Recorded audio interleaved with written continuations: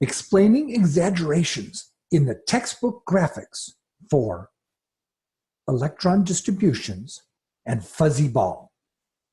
Now, today we're going to talk about what your textbook shows as the electron distributions. In general, there are two longitudinal rings or sort of fuzzy balls in your textbook with the electrons in it. Now, what I've added here is that, for example, in 2p, there are, say, 3 in one hemisphere and 3 in the other. Obviously, in opposite hemispheres, for the tightest packing, you basically have the meridian, the 0 starts here, and this one, say, +1, and that one's -1. And here, the meridian starts at the 180-degree position, 1/2 phase offset, with, again, the -1 and the +1. So when you're doing quantum numbers, the second quantum number for a 2p, first quantum number would be 2, second quantum number would be 1, and 1 would have 2x plus 1, or 3 subshells, times 2 hemispheres. Now, the reason that we have this is because the electrons then all are attracted to the nucleostatic axis. So there's one and the other. You can sort of see that in when I do other ones on the balls, so that there's rings in one side and rings in another. It's sort of like a globe. Okay, now you use hemispherical coordinates. Okay, but those electrons can't all be at the axis, so they bounce off each other. And when you have 3 or 7 things bouncing off of each other, these 3, you get a statistical results, not standard. And that's called quantized statistical mechanics, or quantum mechanics, initials QM. Okay? But what I'm going to show you is that in reality, it's not really that big fuzzy ball taking up, say, 30% of the range. In fact, the distance is more like this green ring. The electrons are really held into a tight area, and they can bump around a little bit against each other, but that's within a space of, say, 10 radiuses of the electrons out of 18,000. Okay?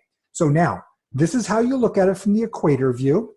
If you looked at electron shells from the polar view, you would see they're all attracted, the green and orange arrows, to the axis. That's the one at the pole, and that's sticking out of the paper to you. And then these repulsions from other ones sort of aggregate, and because they're evenly spaced, that aggregation is directly outward. So you have directly inward axial nucleostatic, or the weak nuclear force from electroweak theory, and then you have the standard electron-electron like kind repel aggregations to be directly outward. This creates what's called the Bose cylinder surface, which is the most basic part of understanding quantum mechanics and where it works. Quantum mechanics doesn't work until you get this sort of behavior with collisions. And when you have collisions of free particles out in space, you have to use statistics because you can't guess exactly where anything is. All right. So what are those sorts of things? Well, there's a couple different things going on. First, there's a radial fact, and that is your standard KQQ. But understand, I don't like that section, and I prefer to use the segmented section, which has the Planck's constant, 2 for Dirac duopoles, or even in Bose, he talks about 2 times for, quote, polarity. Polarity being duopoles, or hemispheres, or any of those words that I use here. Okay? Then you've got the plus and minus the n times the 1. So that's the opposite attract. 2 negatives become repulsive, positive direction, meaning that the distance is getting bigger, the acceleration of the distance. Okay? Then you have this 1 over distance squared, but you have to scale it to AO. AO is the Bohr hydrogen radius. That's the most basic distance where 1 proton and 1 electron find a nice balance. And there's no sort of statistical mechanics to that because there's just 1 and 1. It's just the two of them, and they have a nice balance at the Bohr radius AO. And hc, Planck's constant, is at that Bohr radius. And everything else we do has to scale the distances, the position in the field to that distance. And then there's another section which basically then scales that to the fields, to the 3 halves, which sort of always throws out these strange math numbers. And then there's the repulsion, the extra 1 over r. So this one is squared, and this one is cubed, and basically works similar. So now you have, on the radial distance, the repulsion, which is a wall of repulsion, an extra 1 over r. Inside that 1, the Bohr radius, it's 1 over distance squared. It's a big pushing back. But outside of that, you have electrostatic, which is the red line.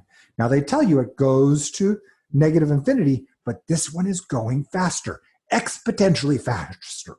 So as a result, the behavior of electrons is always based upon this black curve. Inside the Bohr radius, it is positive. The acceleration wants to make the distance bigger, pushing it back to the Bohr radius.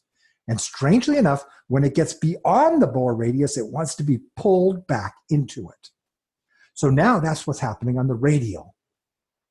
Now let's see what's happening. So that distance really doesn't want to go all the way out here, and it's not a big thing. This is a very strong thing. So now let me show you how those calculations work. Okay, so let's say that we're at 0 Kelvin. There's no energy in the universe anywhere, and we just have 1 proton and 1 electron. So what would happen? Well, you have the electrostatic force, okay? That's going to be attracting it, okay? And then you have the nucleostatic, which is using the cube versus the squares up here, and they come to 0. Seems good enough. That's what causes electrons to stay in shells.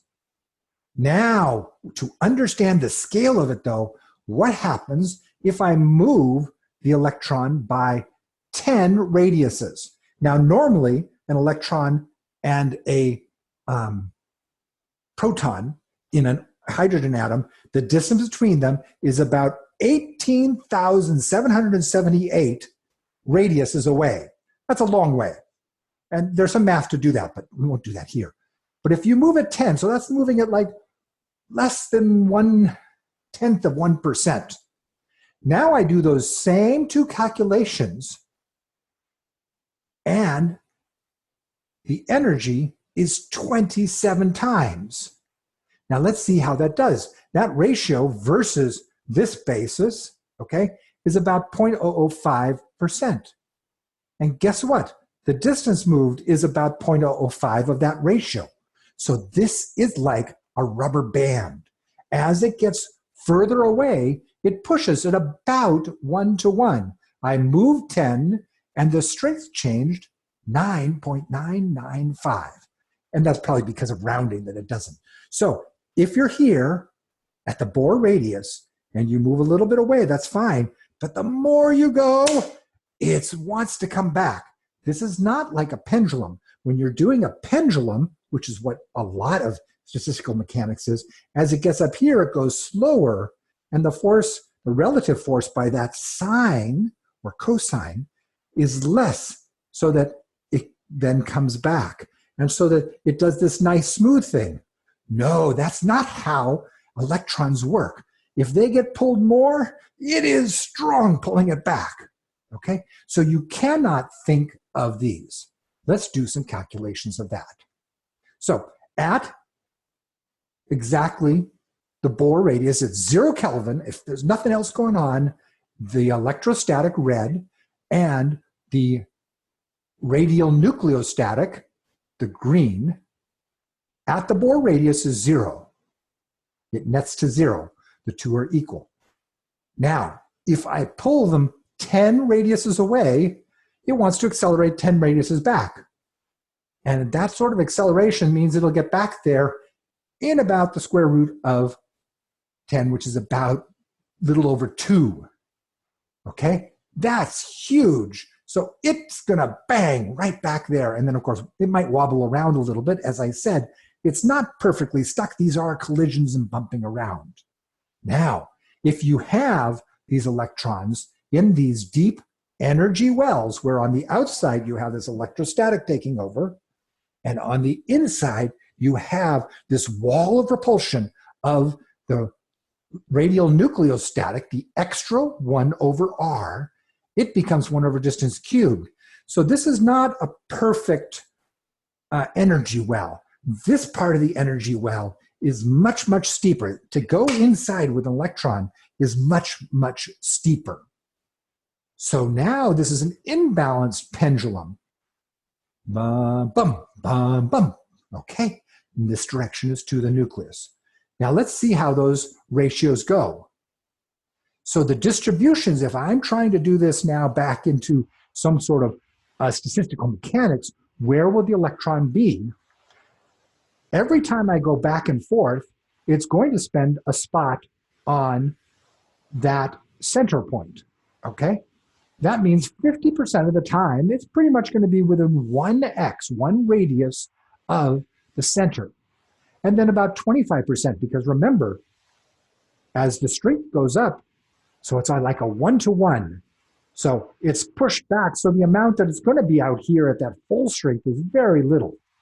In fact, 18778, that's the Bohr radius, is 0.0006. Now, there's a little more math to it, but effectively that's nothing, okay? At 100 radiuses versus 18,000, so that's about 0.5%, it will only be 0.5% away.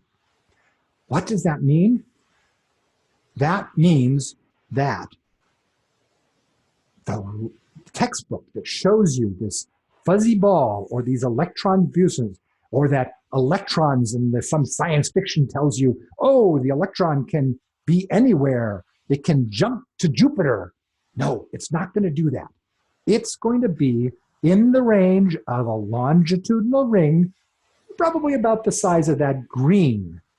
And that's the real math of electron distributions and the actual positions of electrons. They are in very fixed positions in that tightest fit. And that eventually gets you to all of chemistry and bonding angles and all the things I'll teach later. Thanks.